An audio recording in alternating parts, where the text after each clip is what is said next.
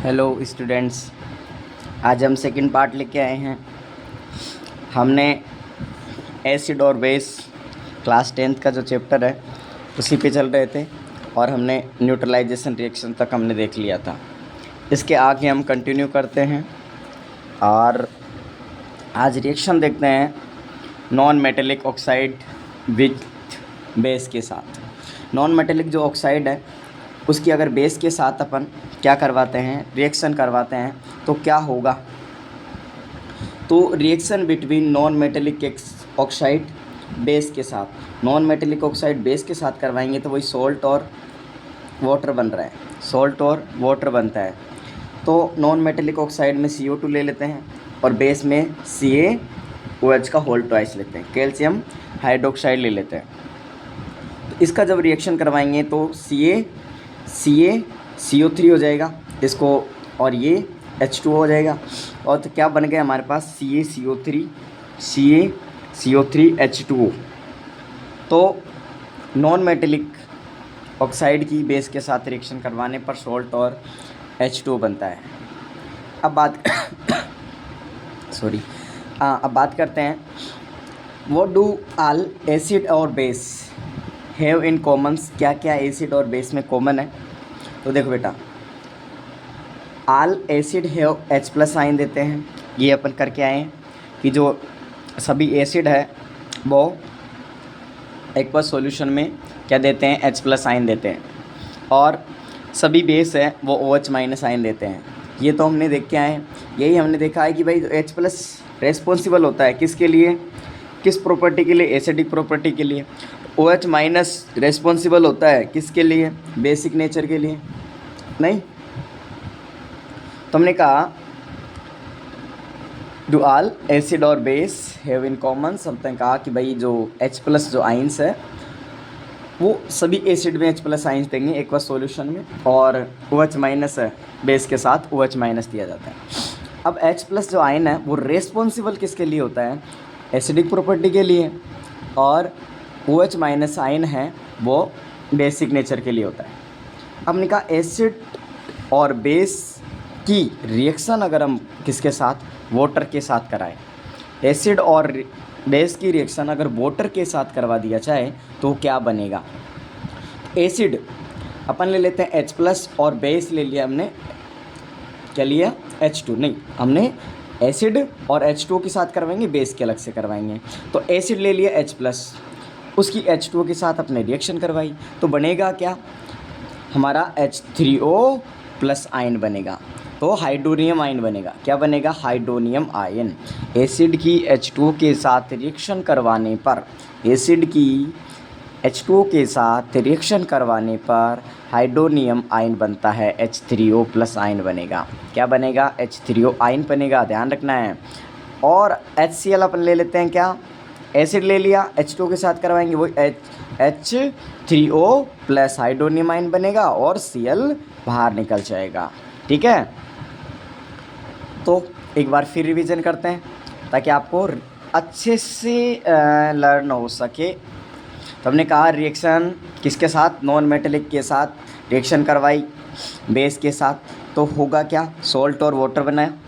इसी के बाद एसिड और बेस की हमने कहा कि कॉमन क्या है, H+ आयन देते हैं, ये OH- देते हैं। ये H+ आयन किसको रेस्पॉन्सिबल होता है, ये एसिडिक प्रॉपर्टी के लिए। ये किसके, OH- आयन है, वो किसके लिए रेस्पॉन्सिबल होगा, वो बेसिक नेचर के लिए, बेसिक प्रॉपर्टी के लिए।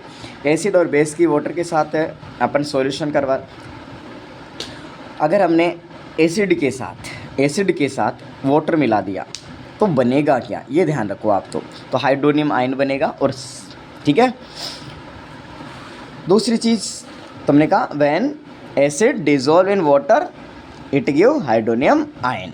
ठीक है, इसी प्रकार से बेस के साथ अपने करवाई वाटर की, तो क्या बना, OH- आयन। क्या आएगा, OH- आयन देता है।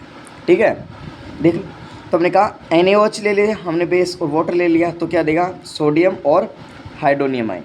ठीक है, तो क्या हो गया हमारा, हाइड्रोजन आयन हो गया, सॉरी ऑक्साइड आयन। अब बात करते हैं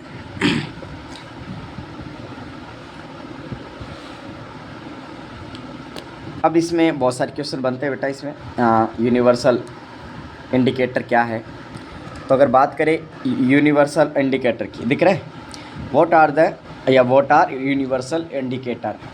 यूनिवर्सल इंडिकेटर क्या है, तो यूनिवर्सल इंडिकेटर नाम से पता चल रहा है कि भाई it is a mixture of several indicator, बहुत सारे इंडिकेटर को एक साथ मिला दिया जाए, it is a mixture of several indicator, बहुत सारे सेवरल इंडिकेटर्स को क्या किया जाए, एक साथ मिक्सचर कर दिया जाए, उसको अपन बोलते हैं सेवरल इंडिकेटर्स। फिर हमने कहा इट शो क्या दिखाता है, डिफरेंट कलर्स, क्या दिखाएगा, अलग अलग प्रकार का कलर दिखाएगा, different colours at different concentration के साथ, अर्थात डिफरेंट कलर दिखाएगा डिफरेंट कंसंट्रेशन के साथ ऑफ H प्लस आइन इन द सॉल्यूशन, और क्या देगा, H प्लस आइन देगा सॉल्यूशन के साथ, ठीक है। इसको बोलते हैं यूनिवर्सल इंडिकेटर्स। अब बात करते हैं जो बहुत ज़्यादा इम्पोर्टेंट है, वो है पीएच स्केल। सबसे ज़्यादा इम्पोर्टेंट है पीएच स्केल्स, ध्यान रखना है, आने के चांस रहते हैं भाई। What is a pH scale, पहली बात तो पीएच स्केल क्या है, फिर बात करेंगे कि हाउ इज़ एसिडिक और basic nature of A solution is determined by this, example लिखेंगे। तो हमने कहा पहले इसका इन्वेंशन किसने किया, सोरेनसन ने इसका इन्वेंशन किया। Find the concentration of H plus आइन इन ए सॉल्यूशन, अर्थात एक सॉल्यूशन में क्या देता है, ये H प्लस आइन देता है। तो find the concentration of H plus आइन सॉल्यूशन में H प्लस आइन को कंसंट्रेट किया जाता है, कंसंट्रेशन किया जाता है, निकाला जाता है, ठीक है। आगे बात, अब बात करते हैं पीएच स्केल में अगर 7 है वैल्यू तो आएगा वो न्यूट्रल हो जाएगा। पीएच स्केल कितना है, 7 है, तो पीएच अगर 7 है तो वो न्यूट्रल हो जाएगा बेटा। और पीएच अगर उसका 7 से कम है तो हम कहेंगे वो कैसा है, एसिडिक है। तो लेस देन अगर 7 है तो वो एसिडिक हो जाएगा, वो लेस और मोर देन 7 है तो बेसिक नेचर का हो जाएगा। ध्यान रखना है कि अगर पीएच स्केल है पर 7 है तो कहेंगे वो क्या है, न्यूट्रल है भाई, क्या है, न्यूट्रल है। लेकिन एसिडिक क्या है, जो H प्लस पीएच है वो ज़्यादा होना चाहिए, और अगर पीएच कैसा है, मोर देन है, तो बेसिक नेचर का हो जाए। A scale for the measuring hydrogen ion concentration of A solution is called pH scale, अर्थात ये क्या करता है, एक ऐसा स्केल जो मेज़र करता है hydrogen ion concentration of A solution, है ना, उसको कहते हैं पीएच स्केल। अब P in pH stand of A potence, P क्या है यहाँ पर, पी क्या है, पोटेंस, जिसका क्या होता है, पोटेंस इन जर्मन वर्ड है और इसका मीनिंग होता है पावर। पोटेंस माना पावर, हाइड्रोजन की पावर, है ना, पीएच हाइड्रोजन की पावर। देखो बेटा, अगर 7 से नीचे हैं, 7 से लेस देना है तब कहेंगे एसिडिक है, 7 से मोर देना है तब कहेंगे बेसिक है, 7 से मोर देना है बेसिक है, 7 से कम है एसिडिक है, याद रह जाएगा। पीएच अगर 7 है तो न्यूट्रल है, पीएच अगर 7 है तो न्यूट्रल है, पीएच अगर लेस देन 7 है तो एसिडिक है, पीएच लेस मोर देन 7 है तो बेसिक है। A scale for measuring hydrogen ion, ऐसा स्केल जिससे हाइड्रोजन आयन मेज़र किया जाता है कंसंट्रेशन ऑफ ए सॉल्यूशन का, उसको बोलते हैं पीएच स्केल। पीएच स्केल में पी जो है उसका पोटेंस, और ये जर्मन वर्ड है, और इसका अर्थ क्या है, इसका अर्थ होता है बेटा, मीनिंग होती है पावर, हाइड्रोजन की पावर, ठीक है। अब बात करते हैं what is a value of pH for a neutral solution, है ना, इन पे क्वेश्चन बनेगा।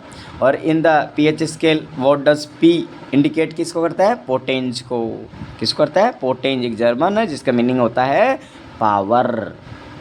अब आगे बात करते हैं क्वेश्चन देख लो कि write the reason of the acid rain और two bad effects of it, सारे क्वेश्चन बनेंगे, इन सारी सब चीज़ को देखते हैं वन बाय वन। अब यूज कहो, इम्पोर्टेंट कहो, सिग्निफिकेंस कहो of a pH in everyday life. Everyday life में पीएच का क्या इम्पोर्टेंस है? एवरीडे लाइफ में पीएच का क्या इम्पोर्टेंस है? पीएच का क्या इम्पोर्टेंस है? पीएच का क्या सिग्निफिकेंस है? क्या यूजेज है? तो ध्यान रखना है, इनमें से क्वेश्चन बहुत सारे आते हैं। हम 1 बाई 1 एक एक को डिटेल से पढ़ेंगे, टेंशन मत करो, है ना। 1 बाई 1 बहुत सारे क्वेश्चन बढ़ेंगे, ध्यान रखना है। छोटे छोटे सब टॉपिक बनते हैं तो इसको विशेष ध्यान रखना है। देखो बेटा, और बॉडी वर्क बिटवीन, हमारी बॉडी काम करती है बेटा। अवर बॉडी वर्क बिटवीन, हमारी बॉडी क्या करती है? वर्क करती है, काम करती है। तो हमने कहा अवर बॉडी, हमारी बॉडी क्या करती है? वर्क करती है। कौन से? पीएच स्केल क्या होगा उसका? उसका होगा 7.0 से लेकर 7.8। दिख रहा है क्या? ध्यान रखना, साथ के साथ अगर आप हो सके तो नोट्स बना ले। वैसे मैं टेलीग्राम पे डाल दूँगा, देखता हूँ, लिंक इसके डिस्क्रिप्शन में दे दूँगा। हाँ, pH of rain water, rain water का जो पीएच है बेटा वो कितना होता है? वो होता है लेस देन 5.6। कितना होता है? Less than 5.6। कितना होगा? लेस देन 5.6 रेन वाटर का होता है ना। उसको बोलते हैं एसिड रेन, अर्थात जो रेन वाटर है उसका अगर पीएच है 5.6 से कम हो जाता है ना, तो वो उसको कहते हैं एसिड रेन, और अर्थात अम्लीय वर्षा। ठीक है, वाटर एसिड हो जाता है तो उससे बहुत ज़्यादा नुकसान होगा। अभी देखते हैं इसको भी। और स्टोमक प्रोड्यूस करता है क्या? कौन सा एसिड? HCl। ध्यान रखना, छोटे छोटे क्वेश्चन बनेंगे, ध्यान रखना है। अवर स्टोमक प्रोड्यूस HCl, अर्थात कौन सा एसिड प्रोवाइड करता है? प्रोड्यूस करता है HCl। कौन सा? HCl। Tooth decay start when pH, कब टूथ डीके होना स्टार्ट हो जाता है? जब पीएच, माउथ का पीएच कितना हो जाता है? 5.5। कितना हो जाता है? 5.5। Half defence of 5 plant by plants और एनिमल्स,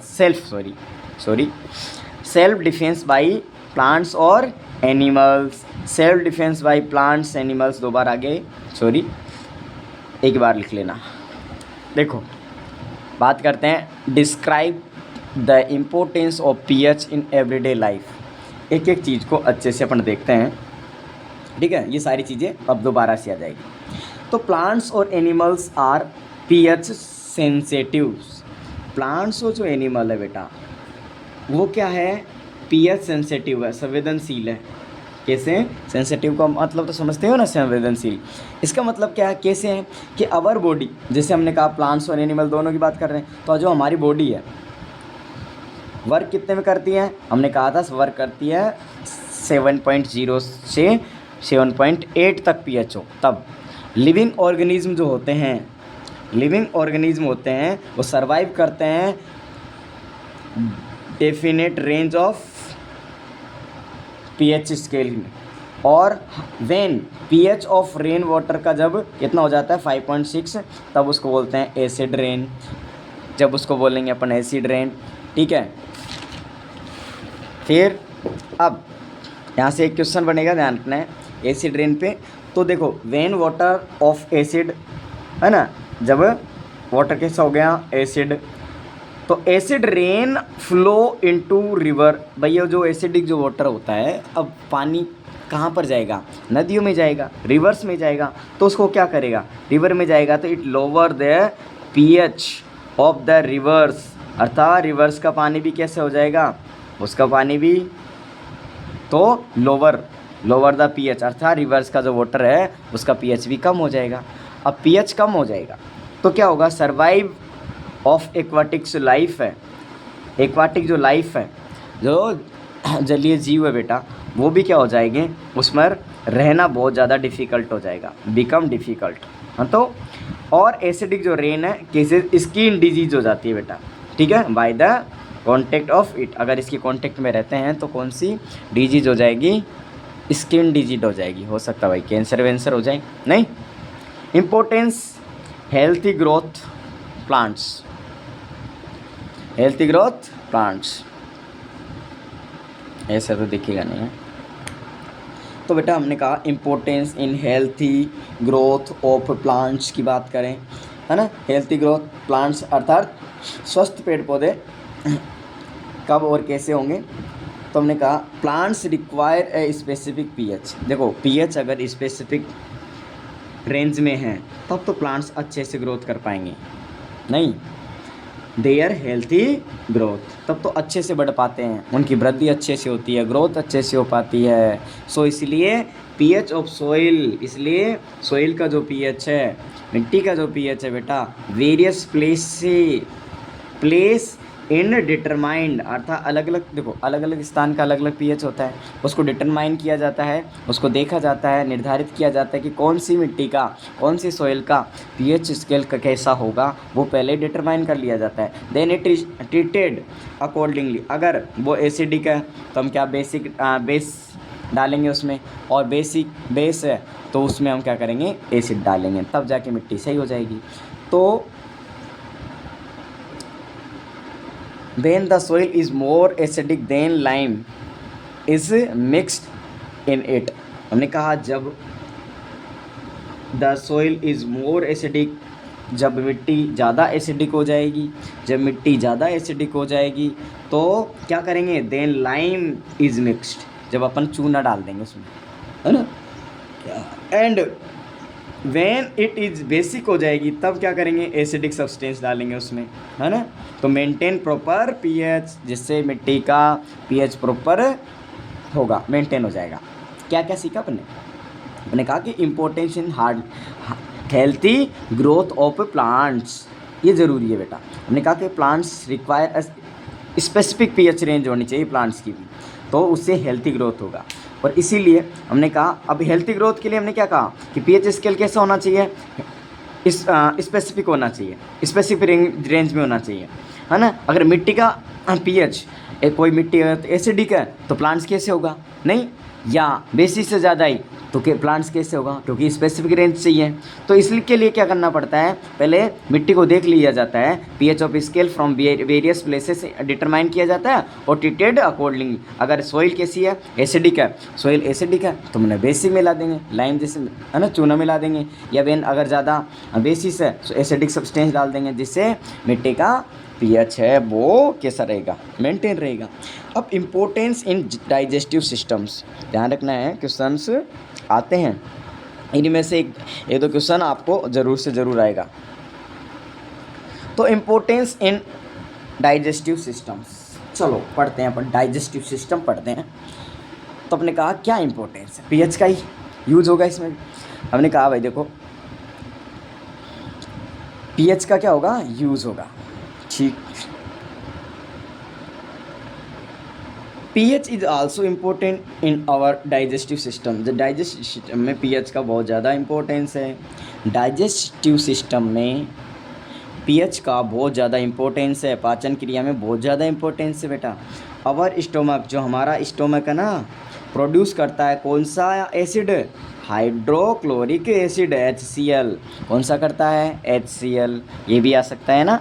फिर आगे इट हेल्प्स, इसकी सहायता से डाइजेशन ऑफ फूड, भाई इसकी सहायता से ही तो क्या होता है, डाइजेशन होता है फूड का, नहीं, विदाउट हार्मनी द स्टोमक, किसी प्रकार की स्टोमक को हानि नहीं होती है, भाई HCl प्रोड्यूस करता है हमारा स्टोमक, तो उससे हमारा जो भोजन होता है, फूड होता है, उसको डाइजेस्ट होता है, और डाइजेस्ट होता है उससे क्या होता है कि वो जो HCl है वो कभी हमारा हानि नहीं करेगा हमको। लेकिन क्या होगा, ड्यूरिंग इंडाइजेशन, जब वो इंडाइजेशन हो, अपच हो जाता है बिल्कुल, the stomach produce too much acid, और फिर क्या होगा, जो हमारा पेट है, स्टोमक है, बहुत ज़्यादा एसिड प्रोवाइड करेगा, प्रोड्यूस करेगा, जिससे क्या होगा, दिस कॉजेज पेन, जिससे हम कई बार पेन होता है, एंड इरिटेशन इन स्टोमक।